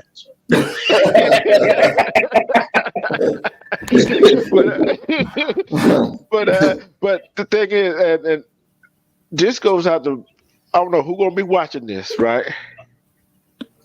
If you got kids and you and your significant other is getting into it, y'all get an argument, y'all both out going to jail. You know where them kids going. Yep. Well, you know, when I did that cam reaction, here in Georgia, the protocol is they give you the option to call a relative. And that relative because they'll leave a squad car there with the children. I think they give them like what is it, like an hour or two to get there. They give them an hour. They give them an hour or two to get there, and then after that, if they ain't got there by then, they gonna call CPS to come pick them up. Hey, you better hope y'all live in the same state. Mm-hmm. Well, common sense will tell you make sure somebody in the same state. You ain't got time to be catching no darn red eye flight from New York or Chicago or something like that. That ain't gonna work. That ain't gonna work. But yeah, fellas, it's been a spirited discussion. I'm gonna have to drop on down and give me some rest, man. Hey, salute to you, Nate, man. Hey, long time no see, bro. Long time no see. Tony, hey, bro, I'll be hollering at you tomorrow, man. And D-True, you know I'll be hollering at you as well. Yeah, I'm about to close it out. Guess what? This ain't the end of this discussion. And everybody got to get a final thought and shout out. All right, everybody. Good night to you. Good night. You already, man. Oh, man. Shout out to everybody that was a part of the convo, man. Shout out to the brothers on the panel. You already know. I got to get back because I'm on the plantation right now. I'm about to actually go on lunch break. So. Oh, hey, hold on. You see no raccoons? Ain't no raccoons ain't been attacking you, have you? Nah, I got a little bit of everything. Yeah, shoot, we got actual raccoons and human raccoons. I don't know, man. I don't know about like shit like nah. It's been cool though, man. It's been cool though. Weather been tricky, but other than that, cool money. You know what it is. Hey, at the end of the day, keep your hands to yourself. And if you want to, test the waters with somebody, you want to put your hands on somebody, get somebody. You know the old saying, hit it with somebody your own size. You already know they ain't gonna do that. Hey, look, like my man said, I'll be your huckleberry. Oh boy, there you go. Yeah. Yeah, I like to thank my panel, Nate the Great, Armando, Tony, all three of my brothers. You knew, and together they held the chat down. Miss Chicago, Tammy, who all else was in here? Shoot. I forgot who else was in here. Shout out to everybody. E. James, Wax AP, y'all are too many of y'all to name. Rim Rock, I've got Rim Rock was in here too. And make sure y'all go check out Rim Rock TV in the morning at 8:30 a.m. He's funny as hell. And like I always say, love and respect yourself. If you love and respect yourself, you see through all the BS. And love yourself. Because who can love you better than you love yourself?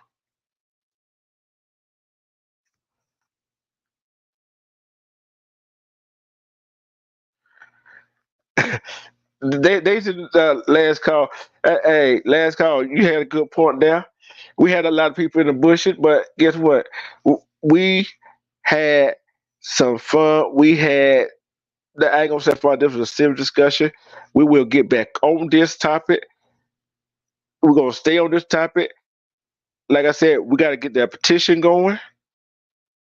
Like I said, when we get that petition going, you knew together. I need some ideas on how to get the petition going. Miss Chicago, hey, I'm still whenever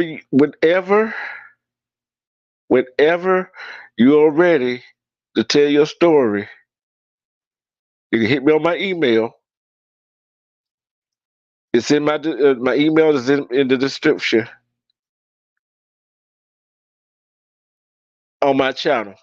Whenever you get ready to tell your story, hey, like I said, we are going to change the world when we write the petition because these laws for domestic violence and stalking needs to change because they need to stay on top of it. A whole lot of people don't need to be going through all the red tape. So without further ado, like I said, love, respect yourself, because when you love and respect yourself, you can see through all the BS. Let's see who else puts those in the chat. Okay.